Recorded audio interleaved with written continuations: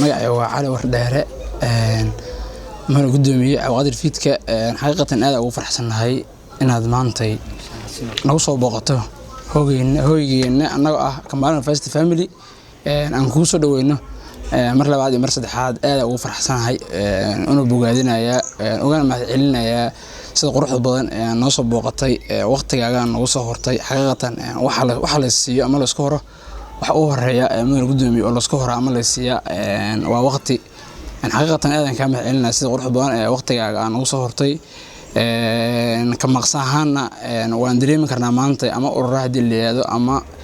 association maanta shaqeeya oo dhisan oo dalka waan ka dhisan maqso waxaan isleeyahay waa mid kaliya kulmisa ama aan ku midaysanahay midowga ardayda qaranka Soomaaliyeed xaqiiqatan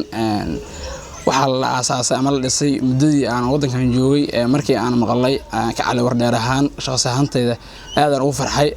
anigoo markaas aan isku lahayn aqoon ama aan aqoon lahayn xibnaha ka shaqeeya ama markaas ka caawinaya shaqadaas maanta hadaan nahay reer Kambala ardayda ku dhaqan Kambala activity baan qabataa saawad ognahay maqso activities badana waxa u maleynayaa 190 mar aan safar ku maqnaa ama aan xaalado kale ay jireen ma ahane 100 inta ugu badan inaan ka soo qayb gali jiray meetinadaas aadna soo invite garay jiray adiga ay xibnahaagu aad iyo aad aan ka macelna shaqada wanaagsan mar labaad mar saddexaad wadin inaan ku soo dheeraado mar labaad maadaama waqti uu nahayo mudana gudoomiye waxaan rabaa inaan wax yar ka weydiiyo waxaana kaaga warbixiyo Kambala University Family maxay tahay sidee mudana gudoomiye jaamacadda maanta ku soo dhaweyn waxa la Kambala University Family ayaan la yiraahdaa Kambala University Family dadku baana way maqlaan laakiin waxa ay tahay ama waxa ay saameynta ku leedahay Kambala ama dalkan Uganda ay ku taalo dadku ma ay oga